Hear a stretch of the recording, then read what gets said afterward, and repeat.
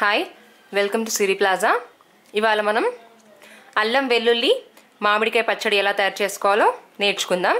So దీనికి కావాల్సిన ingredients: మామిడికాయ ముక్కలు ఒక బౌల్, అల్లం వెల్లుల్లి పేస్ట్ ఒక కప్పు, ఉప్పు తగినంత, కారం ఒక కప్, పసుపు, మెంతుల పొడి ముందుగా వేయించుకొని పొడి చేసి పెట్టుకోవాలి, జీలకర్ర పొడి దీన్ని కూడా ముందు వేయించుకొని తర్వాత పౌడర్ చేసి పెట్టుకోవాలి, ఆవాల పొడి దీన్ని కూడా ముందు వేయించుకొని పౌడర్ చేసి పెట్టుకోవాలి, ఇంగువ,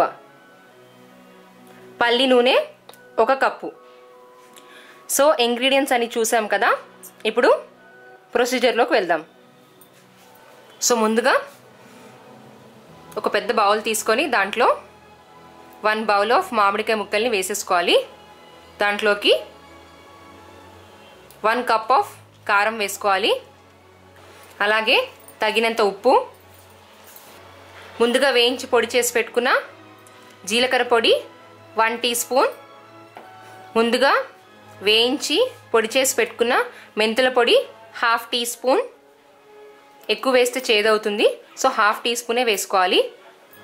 అలాగే ముందుగా వేయించి పొడి చేసి పెట్టుకున్న ఆవాల పొడి ఒక 2 టీ స్పూన్స్, 1/2 టీ స్పూన్ పసుపు, ఇంగువ 1/2 టీ స్పూన్. ఒకవేళ ఇంగువ టేస్ట్ నచ్చకపోతే కనుక వేసుకోవాల్సిన పని లేదు, ఇష్టమైన వాళ్ళు వేసుకోవచ్చు. సో ఇప్పుడు ఇవన్నీ బాగా మిక్స్ అయ్యేట్టుగా కలుపుకోవాలి.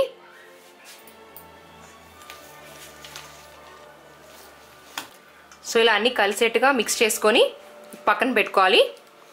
ఇప్పుడు స్టవ్ మీద ఒక పాన్ పెట్టుకొని దాంట్లో 1 కప్ ఆఫ్ పల్లి నూనె వేసుకోవాలి. సో ఇప్పుడు ఆయిల్ వేడైంది కదా, దాంట్లో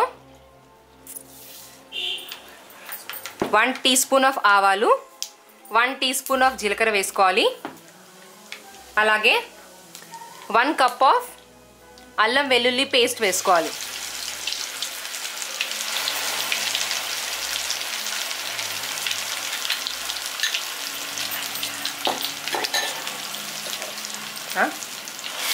ఈ అల్లం వెల్లుల్లి పేస్ట్ పచ్చివాసన పోయేంత వరకు వేయించుకోవాలి. పచ్చివాసన పోయేంత వరకు వేయించుకున్నాం కదా, ఇప్పుడు స్టవ్ ఆఫ్ చేసుకొని దీన్ని చల్లారనివ్వాలి. అలాగే వేడివేడిగా పచ్చళ్ళలోకి పోసుకుంటే కనుక ముక్కలు తొందరగా మెత్తపడి పచ్చడి తొందరగా పాడవుతుంది. సో అందుకని కంప్లీట్గా దీన్ని చల్లారనివ్వాలి. ఆయిల్ చల్లారింది కదా, ఇప్పుడు దీన్ని ముందుగా కలిపి పెట్టుకున్న ముక్కల్లోకి వేసుకుందాం.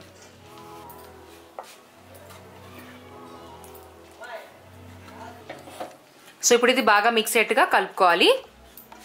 సో ఇలా బాగా మిక్స్ అయ్యేట్టుగా కలుపుకున్నాం కదా, సో అల్లం వెల్లుల్లి మామిడికాయ పచ్చడి రెడీ అయిందండి. ఒక 2 డేస్ తర్వాత పచ్చడిని కలుపుకొని ఒకసారి తర్వాత ప్లాస్టిక్ బాటిల్లో కానీ గాజు పాత్రలో కానీ షిఫ్ట్ చేసుకొని నిల్వ ఉంచుకోవాలి.